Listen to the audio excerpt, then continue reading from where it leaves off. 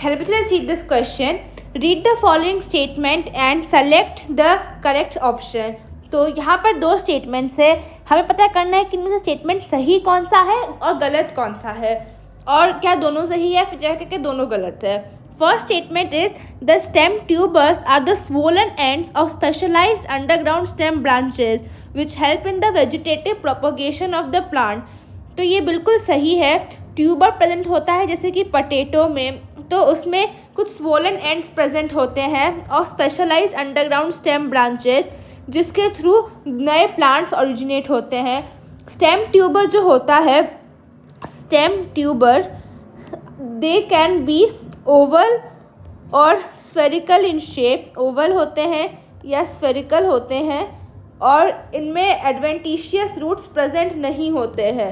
Adventitious roots are absent in these stem tubers. और इसका example जैसे कि हमने ऑलरेडी देख ही लिया है कि पटेटो होता है. और सेकंड जो स्टेटमेंट है वो है कि Solanum tuberosum is an example of stem tuber. तो सोलेनम ट्यूबरोसम जो है वो है पटेटो का साइंटिफिक नेम. ठीक है, पटेटो को ही साइंटिफिकली कहते हैं सोलेनम ट्यूबरोसम. और ये इन्यूलिन को स्टोर करता है as the main reserve material.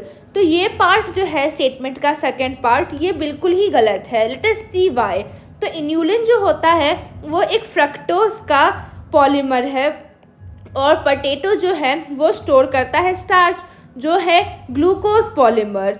तो because of the inulin mention, तो इस वजह से ये जो सेकंड स्टेटमेंट है उसका जो ये अदर हाफ पार्ट है वो गलत है. तो मतलब स्टेटमेंट 2 ही गलत है. करेक्ट स्टेटमेंट है 1, इनकरेक्ट है 2. तो ऑप्शन जो है वो होगा ऑप्शन बी करेक्ट होगा, जहाँ statement 1 is correct but statement 2 is incorrect. I hope you understood. Thank you for watching and all the best.